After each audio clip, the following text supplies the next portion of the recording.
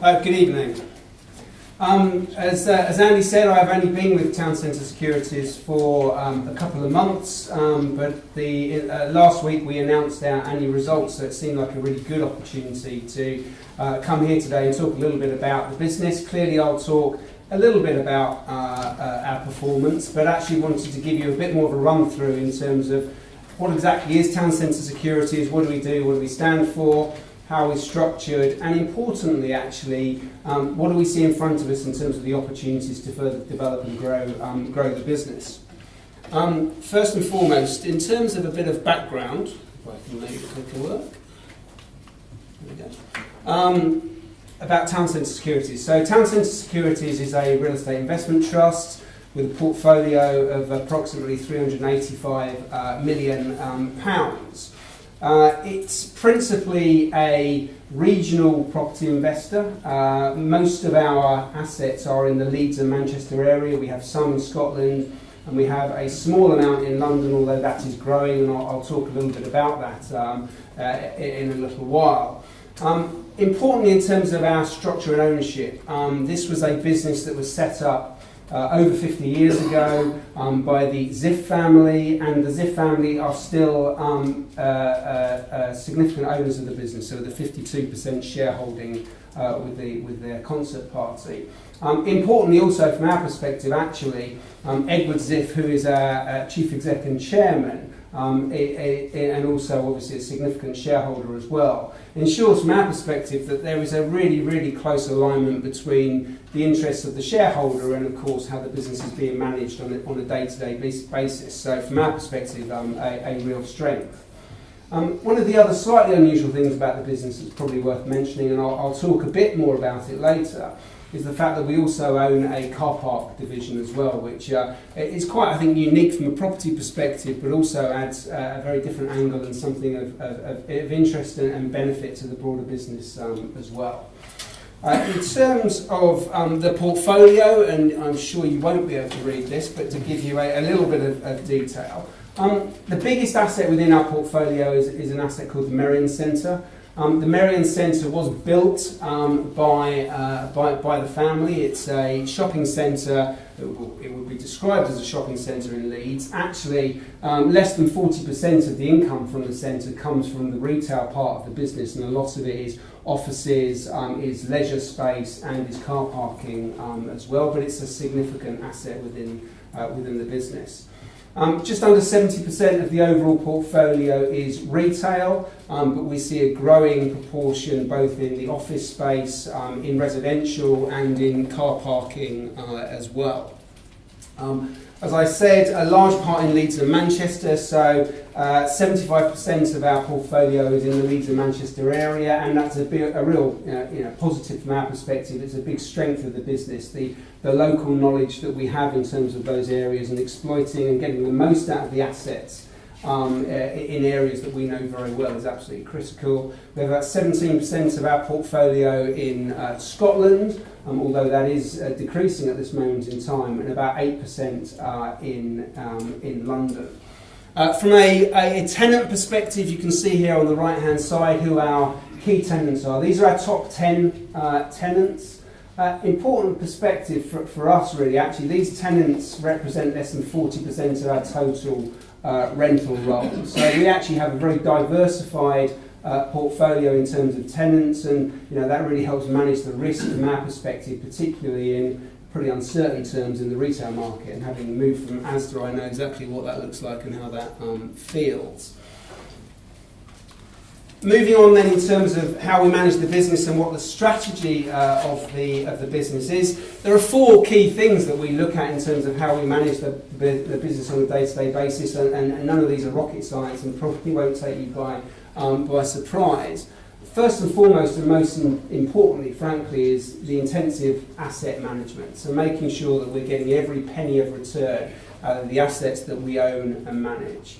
I talked about the Merrion Centre being the biggest asset in our portfolio. Our office is on top of the Merrion Centre. We walk through it on a daily basis, so we can see, run, manage and deal with any issues in that particular asset on a daily basis, and that again for us is really important.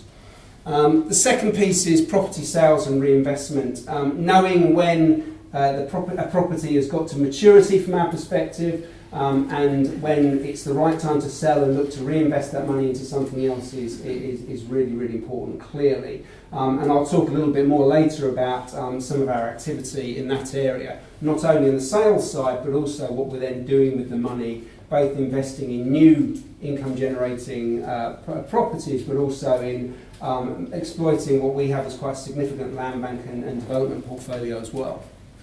Thirdly, and as I said, quite uniquely, I think, from our perspective, the car parking business, City Park, a growing business, an innovative business, if you can put that and car parking together, but something that really helps support our broader business model, particularly from a profit perspective. And again, I will come onto that in more detail. And fourthly, secure funding, critical from our perspective. As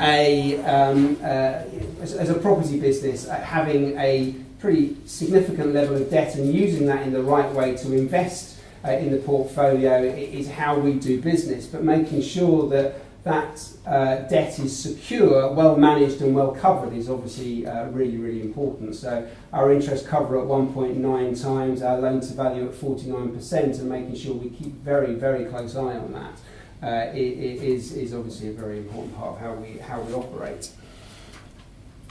Moving on just to performance, as I said, we announced our results last week. I won't bore you with P&Ls and balance sheets, although they are there if you feel that way inclined or can't get to sleep at night. But what I will tell you in terms of things that we talked about last week when we did announce our results, we saw a really, really important year of progress in the last 12 months that ended in June. We sold a number of key properties within our portfolio. We acquired another car park. We made an investment in a .com business, and we made a significant step forward in our development portfolio as well. And I'll talk about all of those in a little bit more detail.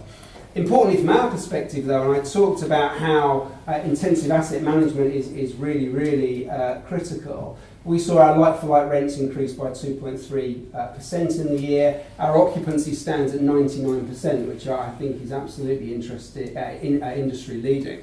And finally, although maybe compared to some of our competitors, a 49% loan to value is relatively high, despite a significant investment in our development portfolio this year, we've maintained that level of loan to value as well.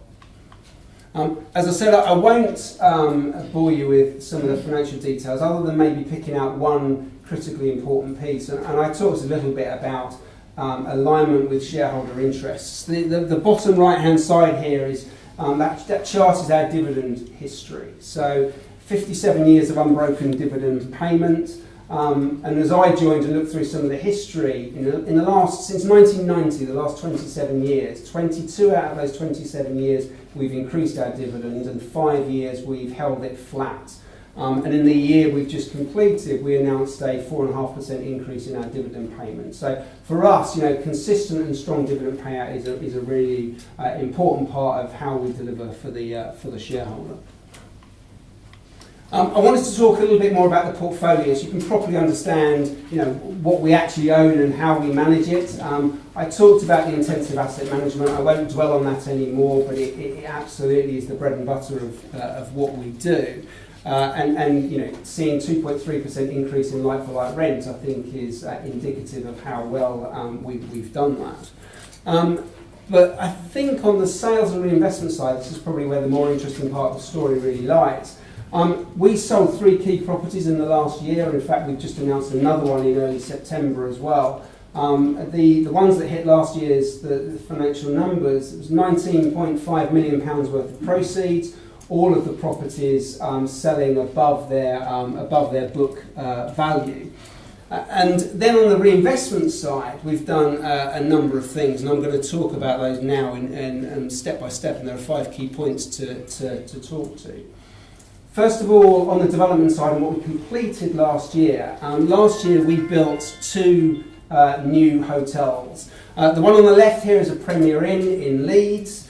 It was a 10 million build. We've created an asset worth over 14 million as it opened. We have a 25-year lease to Premier Inn with the Whitbread guarantee as well, and an RPI increasing rental agreement as well. So a very strong asset, very good value created very quickly, and a really key part of our portfolio going forward. On the right-hand side is an Ibis Styles hotel that we have developed. Now, this building is actually part of the Merrion Centre, and as it's a part of the overall centre, and we wanted to make sure we keep full control of it, this is a hotel that we're managing ourselves up with Ibis Styles under licence. We spent £10 million. This was an old hotel that had been empty for a period of time, was sitting vacant with the asset effectively deteriorating as well. So, we invested a significant amount of money in developing a very new state-of-the-art hotel with a Marco Pierre white restaurant attached to it as well. In the first full year, we expect to see profits of over £600,000, so a little bit shy of what you see on the Premier Inn. And by the way, these are almost identical in terms of size, number of rooms, and cost to build.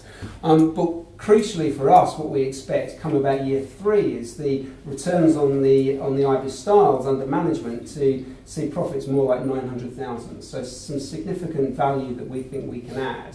And whilst in valuation terms, from a net asset value perspective, it's not worth today on the books as much as the Premier Inn. I think once we have a year's worth of real trading data, then actually the valuers will be much more confident about a value, hopefully much more similar to the Premier Inn. So a great development for us, and particularly the one on the right-hand side, an asset that was earning us nothing and frankly was probably going to cause us a problem at some point in time, now is a real plus in the portfolio.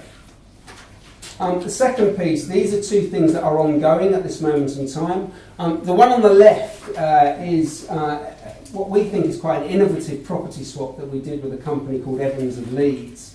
We had jointly owned with them a building in the centre of Leeds where we had a 50% share each of this building. A building we frankly would have liked to have had 100% of, but had never been able to take the full amount.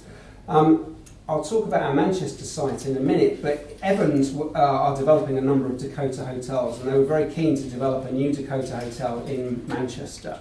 So we were able to sell to them on a long lease a plot of land in Manchester, and in return get 100% ownership now of this retail building in Leeds.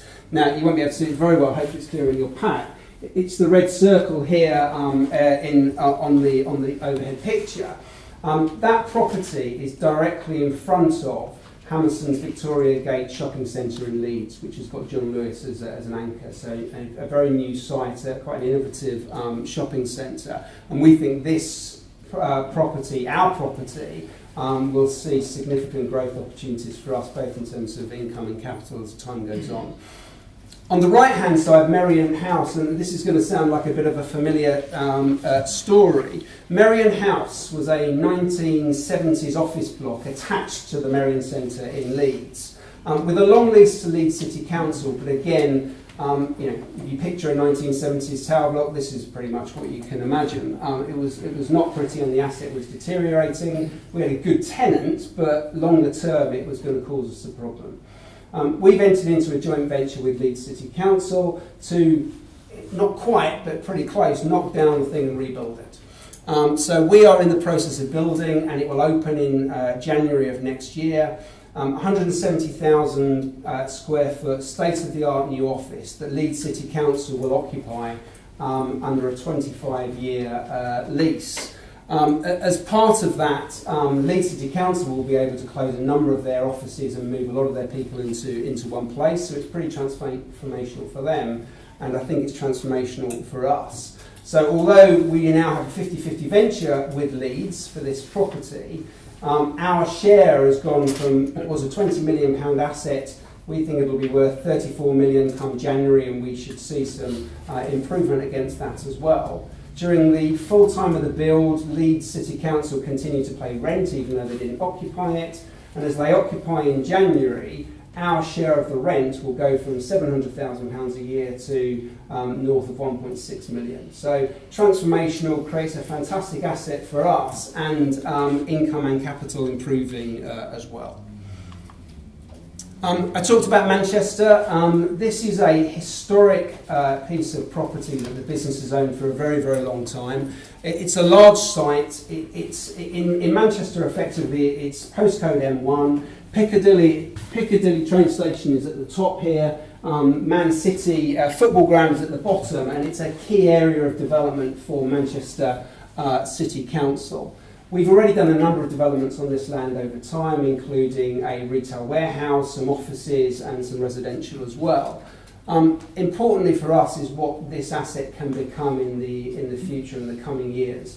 So Manchester City Council, as part of their strategic planning framework, have basically already allowed 850 residential units on this site, 500 space multi-storey car park and 200,000 square foot of commercial property as well, all on the land that we own. We are beginning development of the next phase of this as we speak. So if I go on to the next slide, we'll bring it to life a little bit more. The picture in the middle is effectively the building site, proof to a number of people that we have actually started. The picture on the left is what the first residential unit will look like when completed. So this is known as Burlington House. It's going to be a 91 unit residential building, which we will keep on rent as on a PRS basis going forward.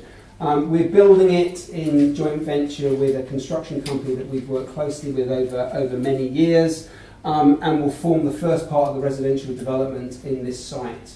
We're also in a different joint venture with a company called Urban Splash, converting an old mill, which is the pictures at the bottom here, into 31 loft-style units, which will be sold once they're completed, and we'll take our share. And then the third development, which is the picture on the right, which is a building known as Ida House. It's received detailed planning permission now and will be the next part of our development. So 126 apartments planned for that development. So we see this as our first big step into the PRS market with a location that is absolutely second to none, we think, and with some of the design of the building and the location, we think it'll be a very strong asset for us going forward. On a similar note, this is Whitehall Road in Leeds. Again, a piece of land that we've owned for a long time. A number of years ago, we developed a large office, number 1 Whitehall Road, which we actually sold at that point in time, and there was a special dividend payment at that point. At the moment, and this is where the car park business works really well for us, we run it as an open car park effectively, and it's a very successful operating business, generating quite significant cash flows. The interesting thing from our point of view is this, again, similarly, Leeds have identified this whole area as their sort of commercial zone, effectively, and there's an outline master plan for 320,000 square feet of office space and a 500 space multi-storey car park. This is the piece of land where we've just opened the Premier Inn on as well. So it's a key piece of land. It's very close to the railway station, and clearly as HS2 finally develops, it will become even more valuable piece of land over time. We now have detailed planning permission for the multi-storey car park and detailed planning permission for the first 180,000 square feet of office space as well. So we're looking to get started in terms of taking this step of development forward. The final piece from a property point of view is London. It's probably fair to say we've confused a few people and possibly even worried a few people as we've talked about London in the past. It's probably as important to say what we don't mean by London as what we do mean by London. We certainly don't mean fancy offices in the centre of London. What we recognise as an opportunity in London is to take the knowledge and expertise we have, particularly on the retail side, and look for properties where we can exploit value, see income growth and see capital growth as well by managing intensively these assets. This isn't a kind of definitive description of what it looks like, but the way we're looking at it is think sort of the edges of Zone 2 from an underground perspective and Zone 3, Zone 4 and outwards, rather than the sort of central Zone 1. Think small retail, probably with residential opportunity on top as well. The map just shows in blue the properties we already own, and in red the properties that we've looked at in the last 12 to 18 months, just to give you a bit of a sense of the sort of thing that we're actually looking at, and to try and better explain what we mean by a small shift into London. So that's it on the property side. The final bit I wanted to talk about was car parking, and I've touched on it a bit already. Just a few key facts. We own 16 car park sites. We've got over 6,000 spaces, over 220,000 transactions every month. In the year that we've just closed, we saw revenue growth of north of 8% and profit growth of nearly 12%. So it's a strong operating business. It generates positive cash flow, operating profit, and helps deliver strong profit growth for us alongside the property part of the business. A key bit for us, though, is how the car parking works with the property part of the business. So in a number of instances, a number of those 16 car parking sites are our development properties. So opportunities where we are making money, we are taking income, whilst a piece of land sits empty prior to us actually making a property development on that land over the longer term. The other things, just to pick out from a car parking point of view, we feel as if we're being pretty innovative from a technology and environmental perspective. So we have Tesla destination chargers in all of our car parks, as well as the normal EV chargers as well.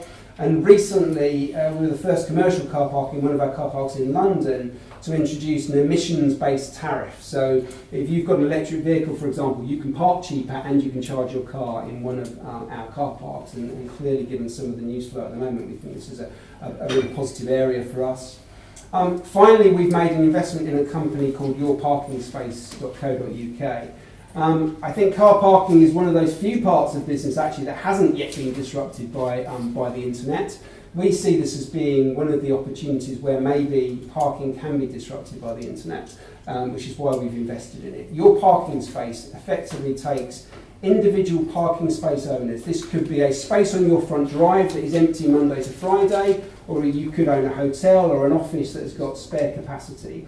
And it effectively sells those car parking spaces, whether for the day, for the week, for the month, to any individual who wants to use the car parking space.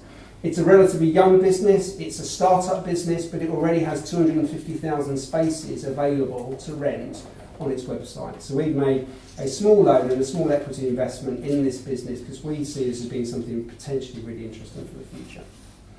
I'm going to move on just to the outlook then in the interest of time. So looking forward then, what's important from our perspective, what would I want you to take away? Over the coming years, we expect to do more of the same in terms of continuing to recycle assets that we see maturing within our portfolio, to be investing that money in a combination of immediately income-producing new units that we are buying and helping generate cash to invest in what we believe is a very significant and potential development pipeline as well. We think our knowledge in the areas that we operate will help us deliver continued revenue growth, even despite some of the challenges, particularly in the retail market. And with some of the new developments that we've landed that I'm talking to you about coming on stream, actually we see that as being a very strong mitigation to any pressure from a rental perspective and top-line perspective as well. And as we continue and now start on the next phase of our development, the residential in Manchester, the car parking, for example, in Leeds, we're now really looking forward to the next phase in that development and growth as well. And to finish, clearly, I'll come back to the point I said at the beginning, the shareholder structure of our business really absolutely does ensure alignment between management and shareholders, and that 57-year dividend history is something we're very proud of and are very, very keen and convinced to maintain.